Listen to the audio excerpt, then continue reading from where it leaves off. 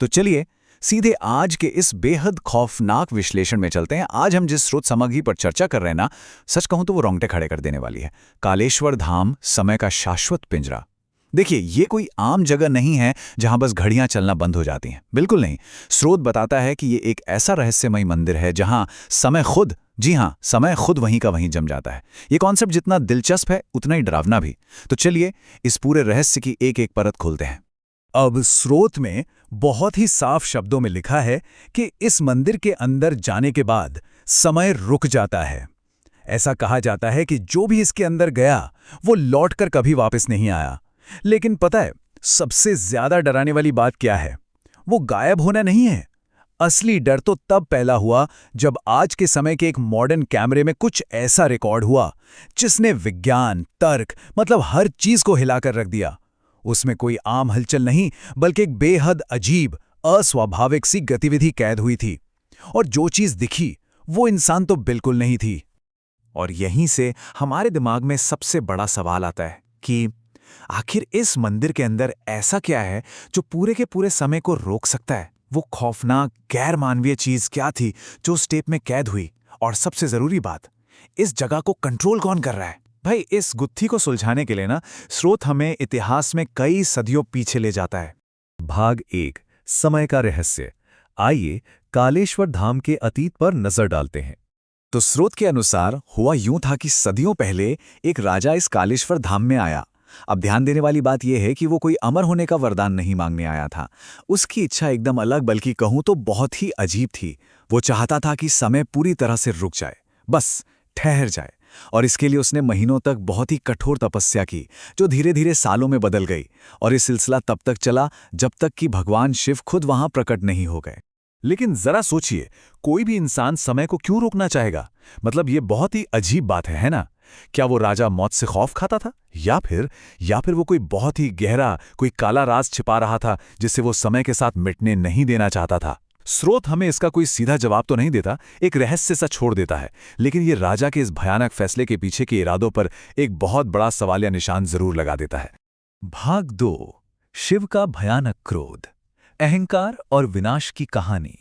यहां पर सबसे अहम बात यह है कि जैसे ही उस राजा ने अपनी ये अजीबोगरीब इच्छा सामने रखी, वहां का पूरा माहौल ही बदल गया। भाई, जाहिर सी बात है, अगर समय रुक गया तो पूरी दुनिया का संतुलन ही टूट जाएगा ना। स्रोत बताता है कि ये सुनते ही भगवान शिव का चेहरा भयानक क्रोध से भर गया, क्योंकि समय को रोकने का सीधा सा मतलब था इस पूरे ब्रह्मांड के प्राकृतिक नियम को ही नष्ट कर देना।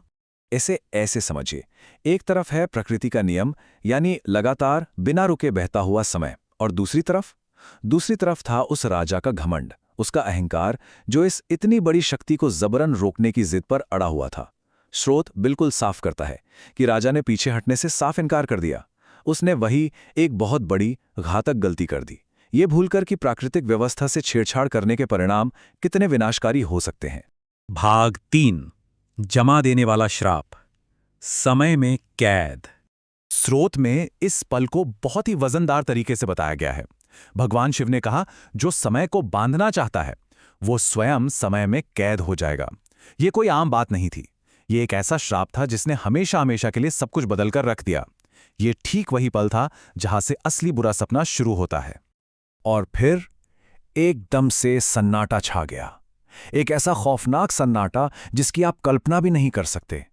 मंदिर के अंदर बहती हुई हवा रुक गई, हर तरह की आवाजें आनी बंद हो गईं, और वो अहंकारी राजा, वो बिल्कुल उसी जगह, उसी पोजीशन में पत्थर की तरह जम गया। लेकिन जैसा कि स्रोत आगे बताता है, ये श्राप सिर्फ उस राजा पर जाकर खत्म नहीं हुआ। असली डर तो अब शुरू होता है। जो कोई भी बाद में उस मंदिर के अंदर गया, वो भी इस भयानक श्राप का शिकार हो गया। लोग भागते हुए या चीखते हुए उसी अवस्था में जमे हुए पाए गए, यानी उनका शरीर जम चुका था, वो हमेशा के लिए अपनी जगह पर कैद हो गए थे। लेकिन इसका जो दूसरा हिस्सा है ना, वो सच में रूह कंपा देने वाला है। उनकी आंखें खुली हुई थी। स्रोत इस बात पर बहुत जोर देता है कि वो सब कुछ देख रहे थे, वो पूरी तरह से होश में थे, लेकिन वो रत्ती भर भी हिल नहीं सकते थे। और यहीं पर हमें एक बहुत ही डरावने सच का एहसास होता है। क्या वो लोग अंदर अभी भी जिंदा हैं? क्या ऐसा हो सकता है कि वो सदियों से उसी एक अंतहीन खामोश सेकंड में फंसे हुए हैं, सब कुछ महसूस कर रहे हैं, लेकिन कुछ भी कर नहीं पा रहे। ये एक ऐसी भयानक कैद है ना, जिसके बारे में सोचकर ही सिहरन होने लगती है। भाग 4 खोजकर्ताओं का खौफनाक सच, आधुनिक खोज। अब हम आते हैं आज के समय पर। उस दुर्भाग्यपूर्ण टीम का सफर शुरू हुआ उस शांत मंदिर में प्रवेश करने के साथ। फिर उन्हें वहां दर्जनों लोग बिल्कुल मूर्तियों की तरह खड़े मिले। और तीसरा, वो सबसे डरावना पल, जब उन्हें अचानक ये एहसास हुआ कि अरे, ये तो महज मूर्तियां नहीं हैं, क्योंकि उनके कैमरे में अचानक से एक बहुत ही अस्वाभाविक गतिविधि, एक हलचल कैद होने लगी थी। खोजकर्ताओं की घबराहट तब अपने चरम पर पहुंच गई जब कैमरे के फीड में एक बहुत ही मामूली सी हरकत दिखाई दी। वो मूर्ति, वो सीधे उनकी तरफ देख रही थी। स्रोत के इस हिस्से में साफ होता है कि जब उन खोजकर्ताओं को पता चलता है कि ये मूर्तियां बेजान नहीं हैं, तो क्या होता है। उन्हें समझ आ गया था कि वे मूर्तियां उनकी मौजूदगी को पूरी तरह से महसूस कर रही थीं। भाग 5 समय का अनंत चक्र, समय की अंतहीन कैद। उस वीडियो फुटेज का विश्लेषण एक ऐसा सच सामने लाता है जो किसी के भी होश उड़ा दे। फुटेज में साफ दिखता है कि एक मूर्ति बहुत ही धीरे धीरे हिल रही है। और पता है वो कौन है? वो कोई और नहीं बल्कि वही राजा है जिसे सदियों पहले श्राप मिला था। उसकी आंखें धीरे धीरे घूम रही थीं। ये इस बात का सबसे बड़ा और पक्का सबूत था कि वो राजा और शायद उसके साथ वे सभी लोग अभी भी जिंदा हैं, लेकिन समय के उस भयानक पिंजरे में हमेशा के लिए तड़पने को मजबूर हैं। और फिर ठीक उसी पल कैमरा बंद हो जाता है। स्रोत सामग्री यहां पर एकदम से रुक जाती है। एक भारी सा सन्नाटा छा जाता है। ये उस फुटेज का वो अंत था जिसके बाद उस पूरी की पूरी टीम का आज तक कोई पता नहीं चला। वो लोग भी उसी अनंत सन्नाटे का हिस्सा बनकर रह गए। तो आखिरकार ये कालेश्वर धाम वास्तव में है क्या? ये सिर्फ पत्थरों से बनी कोई पुरानी इमारत नहीं है। ये एक शांत लेकिन पूरी तरह से जीवित मंदिर है। ये एक ऐसा खतरनाक जाल है जो आज भी वहां अपनी जगह पर खड़ा है। और जो भी इसकी दहलीज पार करने की जरूरत करता है ना, समय उसे पूरी तरह से निगल लेता है। अब स्रोत हमें एक आखिरी लेकिन रूह कंपा देने वाली चेतावनी के साथ छोड़ता है।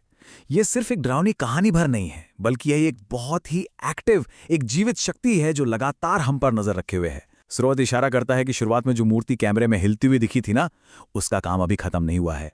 और ये सब हमें एक ऐसे आखिरी सवाल पर लाकर छोड़ देता है जो सच में सोचने पर मजबूर कर दे। क्या होगा? जरा सोचिए, क्या होगा अगर वो मूर्ति ठीक इसी वक्त स्क्रीन के उस पार सीधे आपकी तरफ देख रहे हो? समय के इस शाश्वत पिंजरे ने हमें यह सोचने पर मजबूर कर दिया है कि प्रकृति के नियमों से खिलवाड़ करने की कितनी भयानक कीमत चुकानी पड़ सकती है। खैर, हमारे इस विश्लेषण में शामिल होने के लिए बहुत बहुत शुक्रिया। उम्मीद है कि इस चर्चा से आपको इस खौफनाक रहस्य को गहराई से समझने में मदद मिली होगी।